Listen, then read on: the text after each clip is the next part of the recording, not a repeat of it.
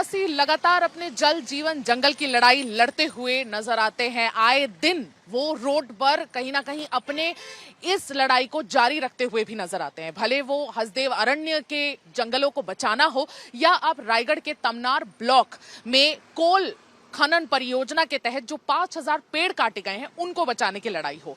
ये लड़ाई लगातार लंबे समय से चलती हुई आ रही है। अरण्य हसदेव को लेकर तो लगातार पिछले 2-3 वर्षों से ये लड़ाई चलती हुई आ रही है, लेकिन अब रायगढ़ में एक नई लड़ाई की शुरुआत हुई है।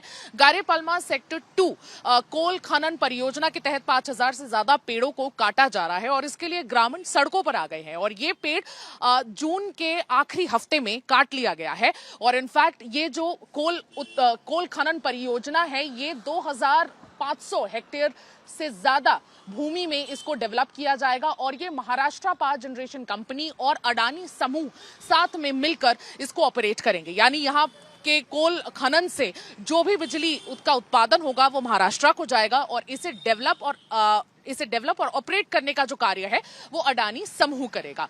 अडानी समूह और महाजेनको के बीच में ये जो डील है 2015 में ऑलरेडी साइन कर दी गई है, लेकिन जब हमने स्टेटमेंट की डिमांड की अडानी समूह और महाजेनको से तो हमें एक हफ्ते के इंतजार के बावजूद एक स्टेटमेंट नहीं आ पाया है।